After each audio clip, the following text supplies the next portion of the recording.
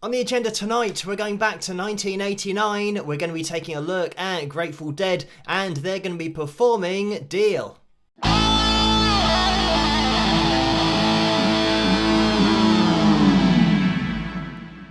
Hello, Phil here from Wings of Pegasus, and welcome to another analysis video. If you enjoy this video, please give it a thumbs up and subscribe. So this is one of those performances that we looked at many years ago now. I don't know how many years ago, but it was before I had the hardware in order to be able to talk, play my guitar for you to hear it at the same time. So it meant that I couldn't give examples of what was going on. So this has been one that I've wanted to revisit so that I can point out a few things, maybe just explain a few concepts about Jerry Garcia, the way that he's playing, what he's doing. And it's great in this performance because we have the combination of playing with the changes of the chords, but then also more of a jam that he relaxes into, which is great because it does show the difference between having pre-planned runs that you play, but then just shooting from the hip and seeing where it takes you. So we'll jump into the performance, and I'm not going to be jumping into the video as much as I normally do because this is just under 8 minutes in length for the performance, let alone the analysis. So I try to keep it as short and sweet as possible, but also enough to explain a little bit of what's going on. But let's get into it.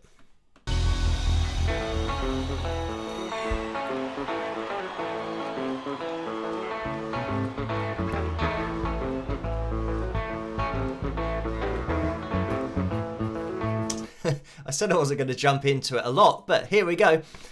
So first of all, just in this riff, we've got no percussion. We've got no other guide as to what the groove is, what the feel is, apart from just fingers on the fretboard and, of course, the right hand playing the rhythm. And there is so much groove in this.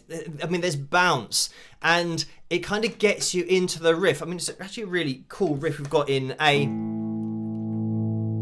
Hopefully you guys can hear that. So we've got this and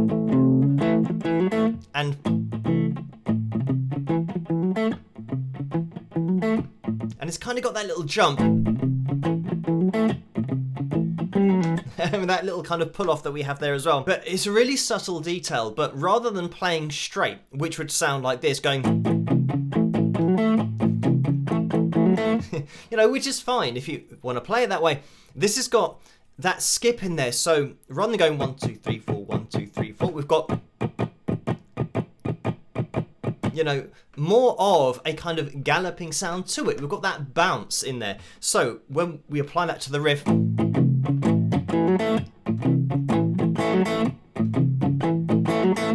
it just gives it such a different personality. And yeah, I mean, it makes you feel like getting up because of that lifting and not being on the beat, something that we've mentioned in so many other videos. When you're on the off beat, it gives you that lifting up effect. That's what you feel like. So yeah, we've already got that bounce in there. You know, I know that we've only just started the video, but I let it run on for a little bit longer.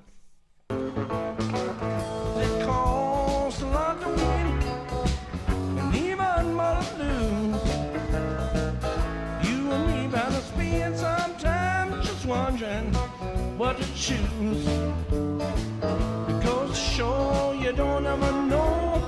Watch each card you play and play it so. Wait till that deal come round. Don't you let that deal go down. No, no. I've been gambling hereabouts for 10 good solid years. If I told you about all that went down, it would burn on both your ears. Because sure you don't ever know. Watch each card you play and play it slow. Wait till that deal come round. Don't you let that deal go down. No, no.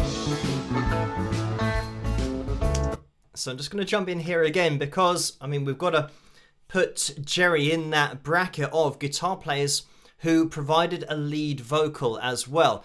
Because, I mean, I always think that there should be another section for guitarists who are great guitarists but also sing, because it means that at some point, you know, you've got to work at your vocal. You've got to make sure you're hitting the notes. And that's an entirely different proposition to just sitting down and playing your guitar, which is always going to be in tune. You've got to try and get your vocal cords to hit the right notes. So yeah, Jerry, playing and singing at the same time, I always say it doubles the difficulty.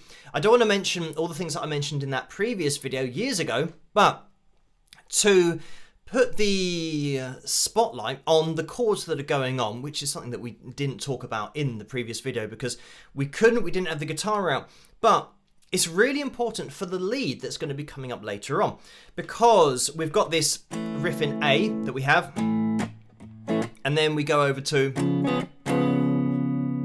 I think we've got that 7th sound, and that's going to be the D flat 7th. This isn't going to be an instructional video, so you know, there are probably plenty of videos on YouTube that will show you how to play it all. I haven't been through it all, but just to show you the changes, and then E, maybe D7th, oh, and I think we have a slide up to the A. But the important part, the important thing to take in here is how regularly the chords are changing, because we've got 1, 2, 3, 4, change, 2, 3, 4, change, change, change, change, change. So it's literally going 1, 2, 3, 4, 1, 2, 3, 4, 1, 2, and it's changing on, if you're counting the bars out in such fashion, it's changing on 2. So it means that you've got those constant changes going on. But let's get back into it.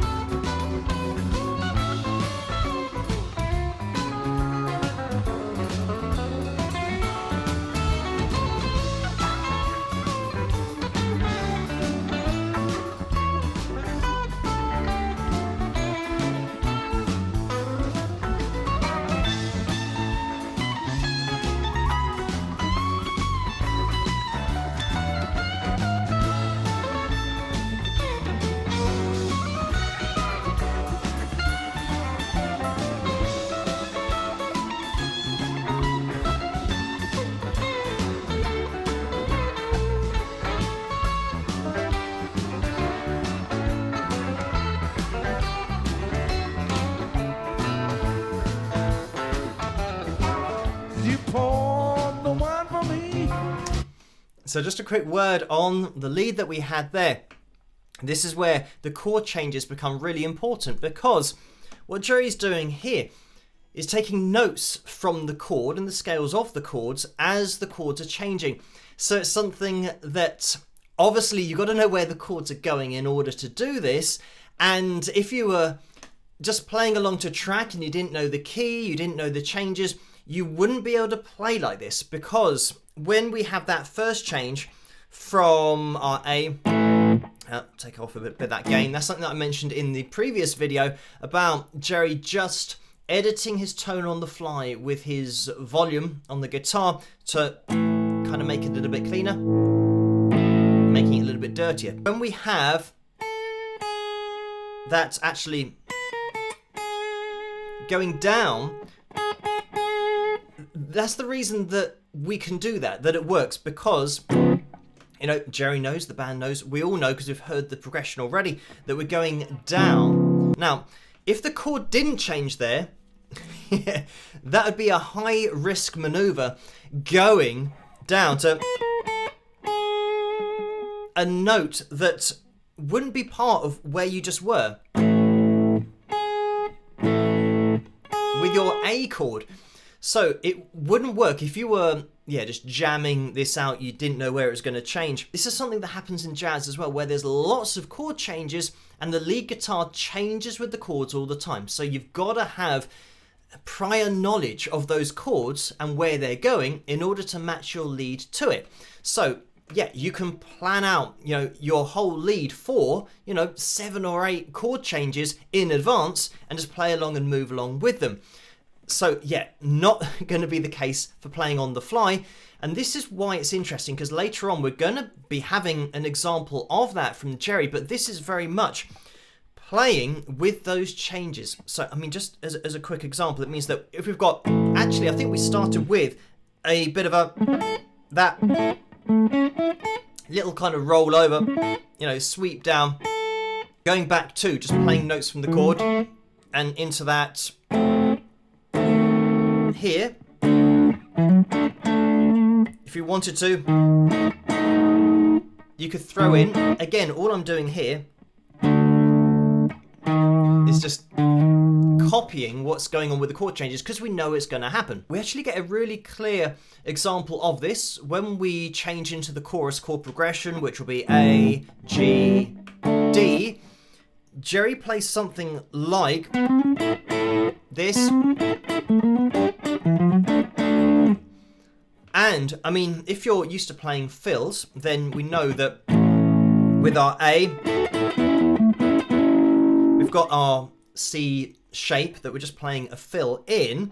And when I say C shape, it's the C shape of our A chord, little finger on the root note, 12th fret on the A string. But anyway, as we then move down, of course, that shape now has got to move down with it. Into the G, then finally into the D. And we've got our fill shape there. So it's a clearer example because the chord shapes that we're going to be going through at the end as well for the solo are just going to be those chords. So we've got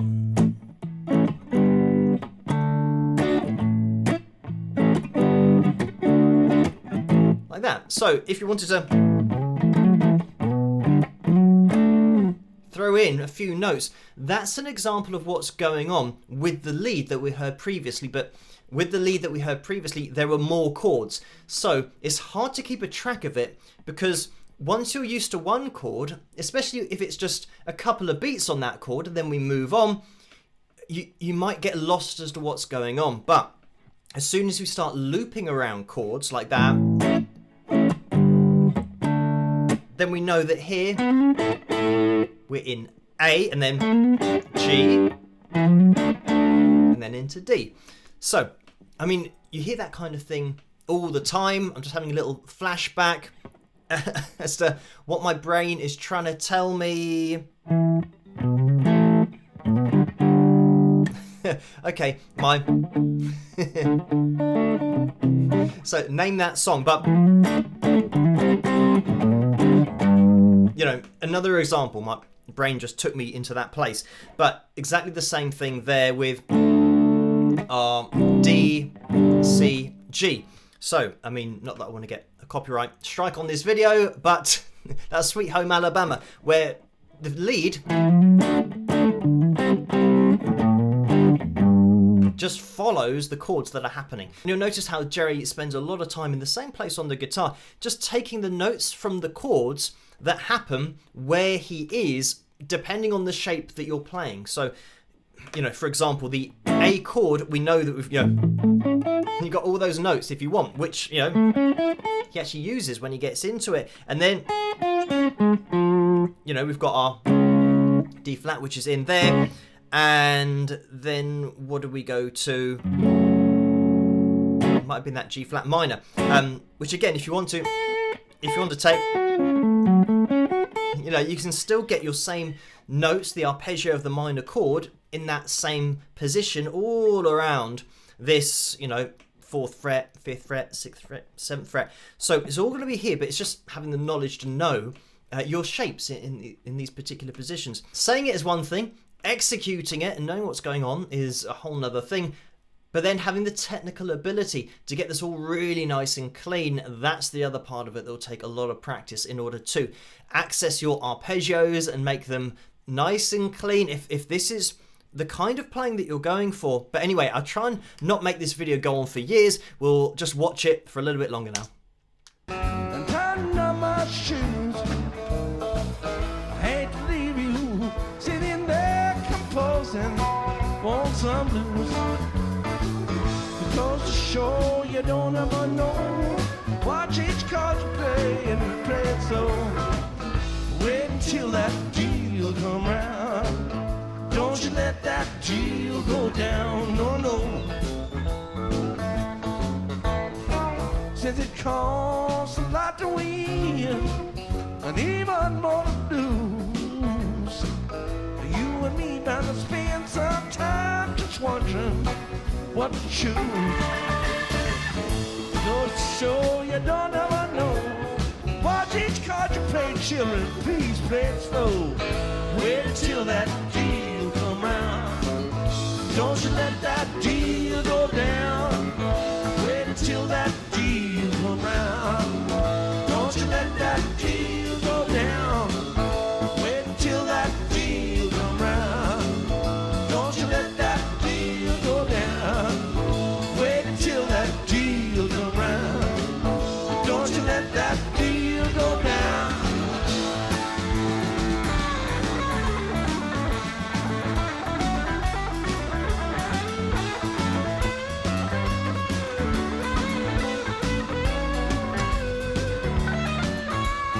You might have just noticed there how Jerry, when he stepped away from the mic, just rolled his volume up to 10. So that now he's just opening the gates on that tone.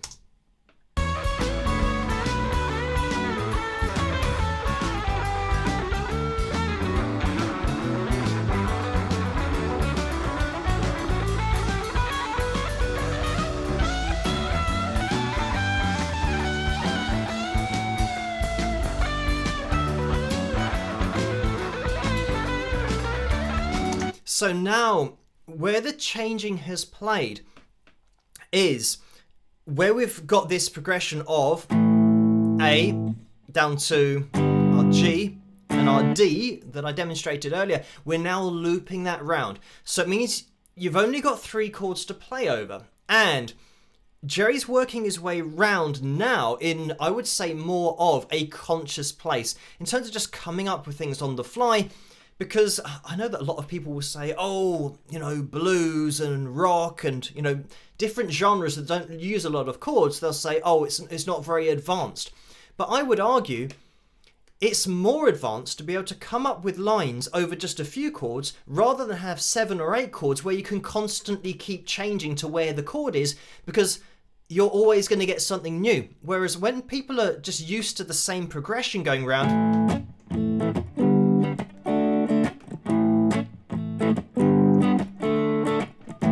and it's going to keep on doing that for any length of time. It's now up to you as a musician, as an artist, as a guitarist, to come up with interesting things all the time and effectively sing through your guitar. But let's jump back into it.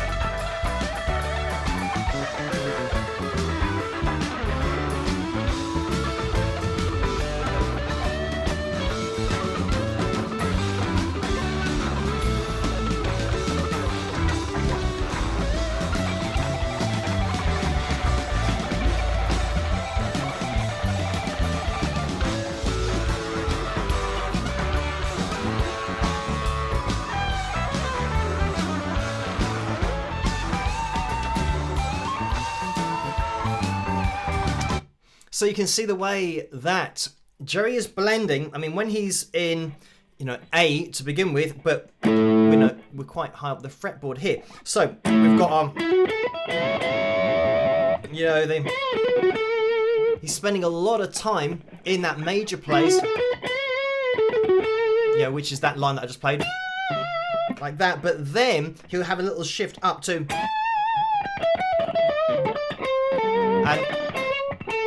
and it's really tight up here on the guitar, so you've got to try and squeeze your fingers in, because we're the octave above the lead lines, than we would be playing down here. So all of that, you've got to really kind of squash your fingers in. But it's that change from, and sometimes he's still referencing those changes from the G to the D in his lead lines. So he throws it in there now and again, but we're getting a lot of extemporisation, just throwing things in there on the fly.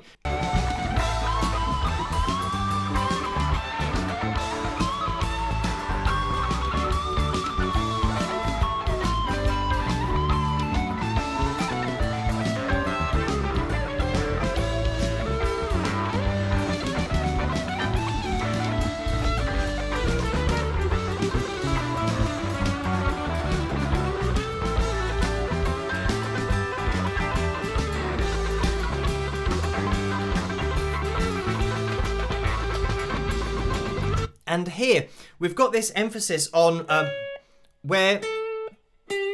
Actually, let me turn it up a little bit. He's spending quite a lot of time on this G, and, you know, that's going to be just a semitone above your major shape. So, I mean, it's actually going to be, you know, first finger when you're playing your minor pentatonic shape, but that is just going to sit above. I mean, musically, you can see how, you can hear how that G, I mean, it's only really going to sit in with the G chord. So when you've got that, we're fine. And then when you sing it in isolation with the D, you think, oh, that's, you know, not quite right. It's a bit, I was going to say a bit jazzy, but it's a bit dissonant. It sounds like it shouldn't be in there, but because there's the G in there, it kind of makes sense. And it's these kind of musical statements that Jerry made all the time, that he knows that it's in there for one chord, but for the majority of the sound, it's really going to stick out. But that's the point. That, I mean, all it needs is when we have, you know, you only need to take it up a tone and then we're all fine again. And everybody knows that, even if you're not musical, you know that it's a note that's a little bit different, but it's the point that Jerry knows what he's doing here, and he's just feeling this. He's not kind of putting it in there to be clever. He's putting it in there because he's feeling like he likes where that note is, and it leaves you somewhere to go. It's like an unresolved sentence. I mean, it is unresolved, but it's a sentence that doesn't have a full stop, and he's going to give you the full stop later on.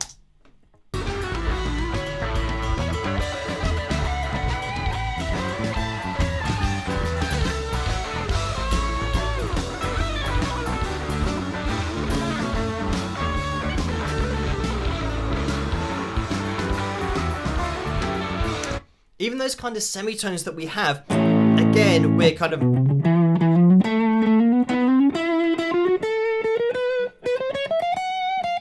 You know, always throwing those in there. And he is still giving a nod towards those chord changes. There's a little rundown that he had, you know, into the A, G, like that, you know. Like that. So still referencing it, and then might be... You know, you might then kind of do some semitones running down. But it's that kind of thing, just giving these little nods towards the chords.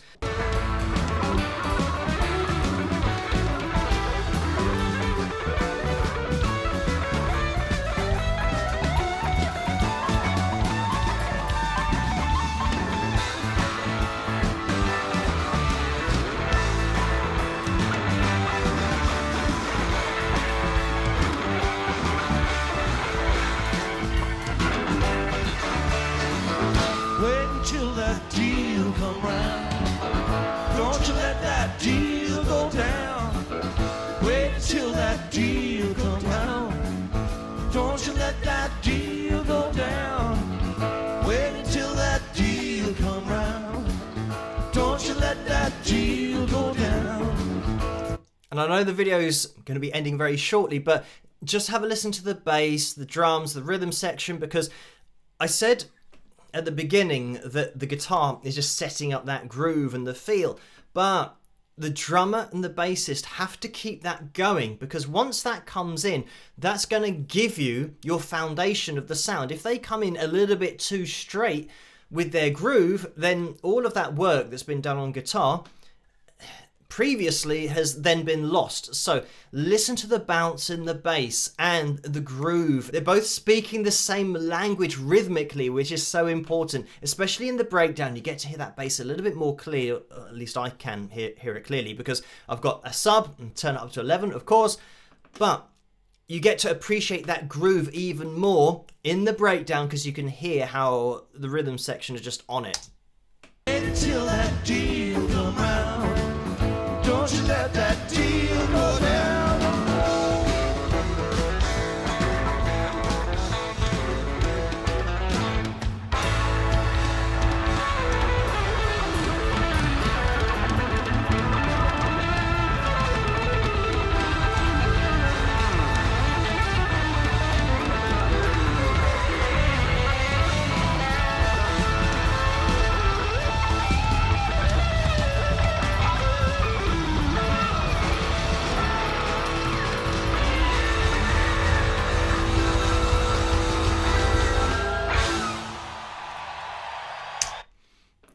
And there we have it.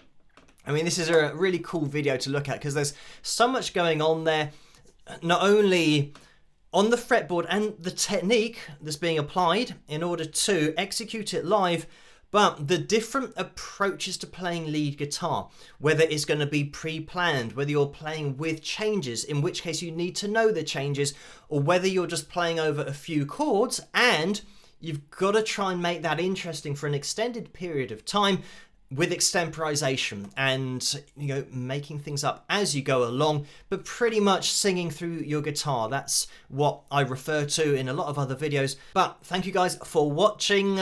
As always, let me know what you guys think in the comment section below. Keep those suggestions and requests for future videos coming. And if you did enjoy this video, please give it a thumbs up and subscribe. And I'll see you guys at the next one. Rock!